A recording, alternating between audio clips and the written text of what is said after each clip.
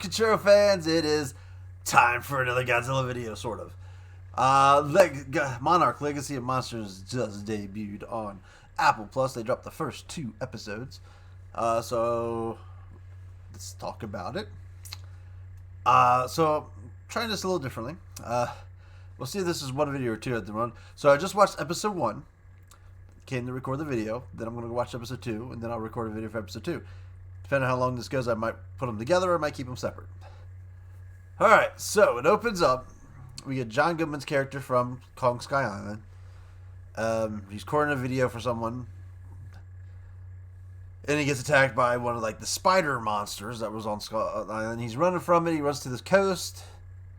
And he throws the bag full of all the tapes he's been, a bunch of tapes, into the ocean. Hopefully, because he's expected to die.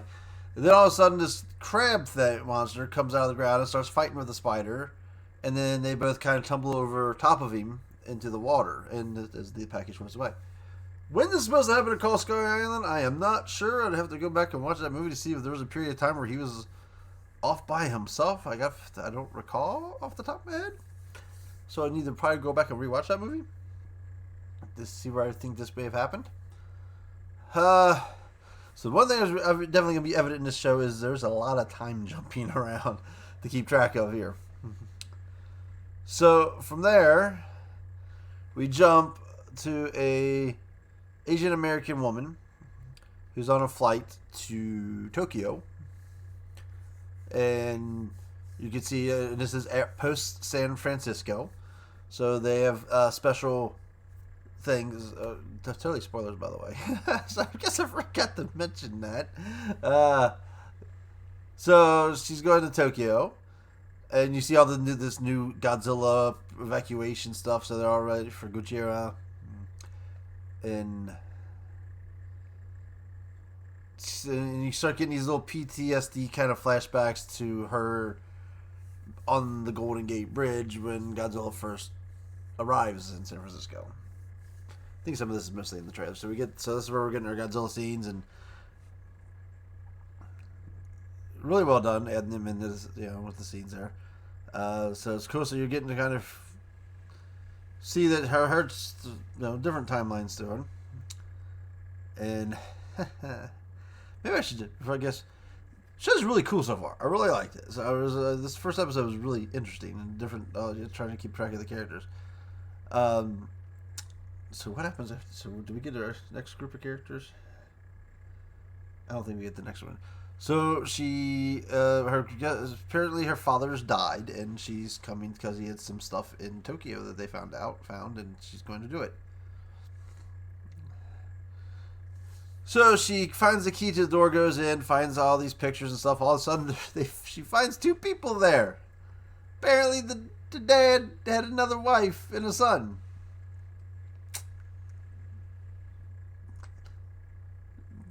Playa. So we have their interaction going. We also did get to another flashback scene, which I'm not sure when this is supposed to be. Like the 80s, maybe? Somewhere in the late 70s. I guess they said that was a taste from Skull Island. So Skull Island, we know, took place in the 70s. So this would be the late 70s, maybe early 80s. If there was a time thing that popped up on the screen, I may have missed it, because I wasn't positive where they were at either. So we get 3 characters, a couple with a military kind of liaison, feels like a military liaison kind of guy, chasing down some radiation, and we find out they are the continuing remnants of Monarch. So this is the Monarch, I guess, after the Skull Island incident, how it was his is who carried it forward. Even though we did have scenes of Monarch people at the end of Skull Island in the post-credits scene. So yeah, I don't know. Maybe they were knocking that off. So they're going to investigate some radiation stuff they're testing. So we're putting out the rest of the show is pretty much bouncing back and forth to the post San Francisco with the girl, and then back to these guys and their investigation. So we have two different interesting things going on. So I guess I just want to talk one all the way through instead of trying to keep track of where they go back and forth at. All right, so we'll start with the girl. So she finds out her dad had another woman, and she has a half brother. Through this relationship.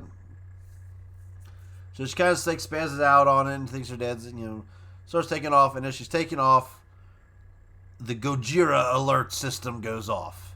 So then the people come and run out of the house, they grab her and they take her to a subway shelter. To which now we get the full setback scene of her in San Francisco. She was on the bus when Godzilla broke through the bridge. She ran out the back of the bus, was trying to evacuate the kids. And then Godzilla hit like a slab of concrete that ends up knocking the bridge and causes the bus to fall down with killing a bunch of kids inside the bus. Godzilla's a child murderer, apparently. He's a everything murderer. It's what happens when you're ants. So that's where she got her PTSD from. And as she was escaping the scene, she sees scientists and stuff with the Monarch logo, which we'll get to where that comes into play in a minute. So they kind of get her to, well, they're trying to get her to talk to him so they can figure out what's going on. And she's kind of like, all right, because now she thinks her dad's pretty much a piece of crap, which kind of, in a way, yes, he was, until we find out exactly what was going on here. But the son's like, you think my dad is terrible? Well, let me show you something. So he takes him to the dad's office, and to which they find a safe, which the passcode to the safe was part of her birthday, part of his birthday, and part of both mom's birthdays. That's some random guessing to figure that out. Inside the safe, they found the bag that John Goodman threw into the water, which, I guess we did forget to mention. John Goodman throws it into the water, then we flash forward a bunch of years, and we see a fisherman finds the bag, what I guess was their dad. I guess he's supposed to be their dad? So it doesn't sound like he's a fisherman. But we see a fisherman find the bag out of a catch of fish. So now the dad has the bag in a safe, and it's got a bunch of old 70s audio or recording device, saved disc stuff from the 70s. So he has to know someone who can help him with it. So his estranged girlfriend is a tech savvy person that he goes to for help.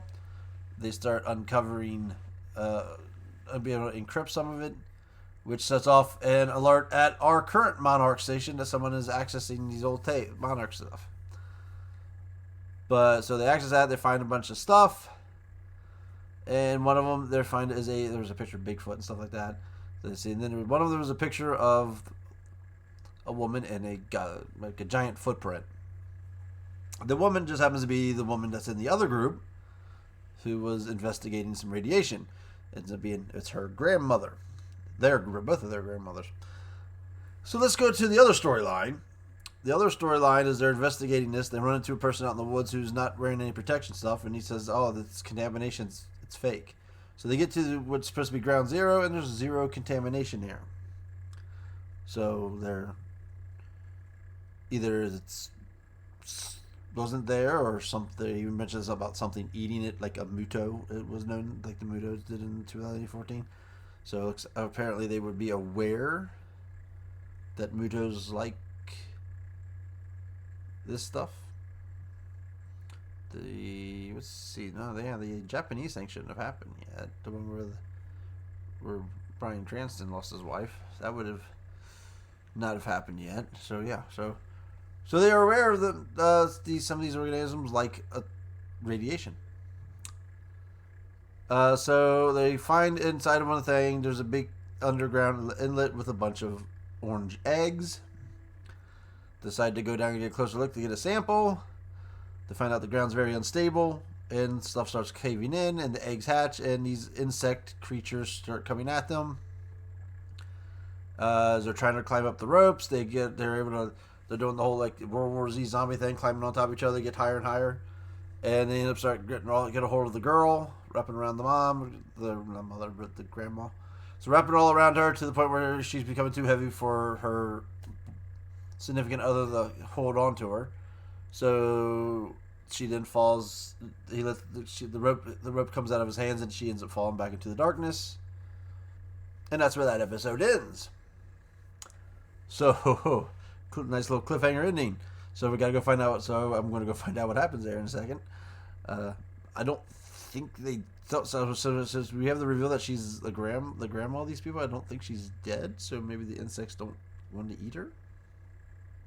Maybe they're Mothra type species. I don't know. We'll find out. Very good at first opening. Like I said, we get a quick little monster battle at the beginning. We get a little short section with Godzilla. We see how the world's coping with Godzilla. Then we get some little bug things at the end. So we get, a couple of different, so we get some, monster critter things scenes. So we do. So to do that, we're building the storyline with three. So the hard part of this is going to be keeping up with the time zones. So we have this late 70s area time zone, 2013, and a little slightly past 2013. So there's 2013. Maybe we might be done with those flashbacks. That part might be over because the dad. So what pretty much ended up happening in that is, so she's telling the story because the kid's kind of holding it against her that if our dad wasn't here instead of San Francisco, he wouldn't have died. And she kind of let him on act this whole time she couldn't speak Japanese, and then she kind of reveals that when they're talking about her in Japanese, that she does understand Japanese. And said that her father didn't die in San Francisco. So we see that he showed up 5 days after the event.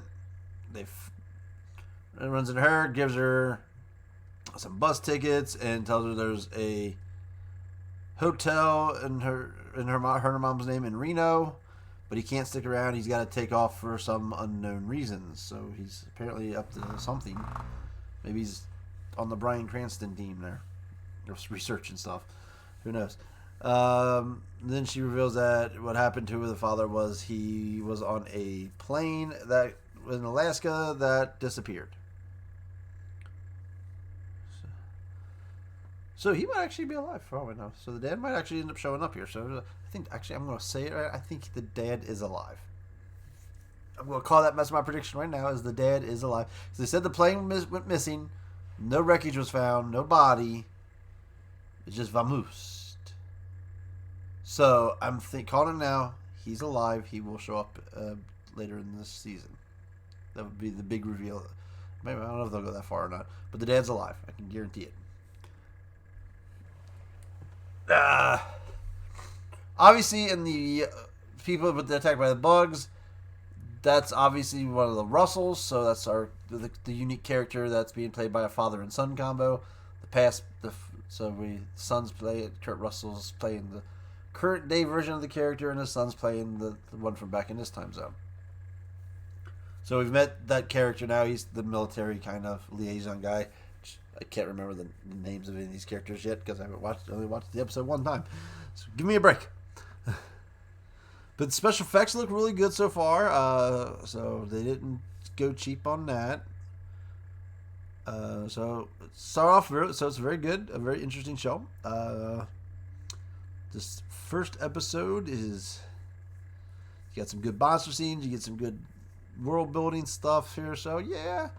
Go ahead, give it an 8. We'll give it an 8 for a good start. It makes me want to see more. So I'm going to go watch episode 2, and I'll be right back. Or maybe in another video. Counts on. So this wasn't too long, so I might be able to put them together. Be right back.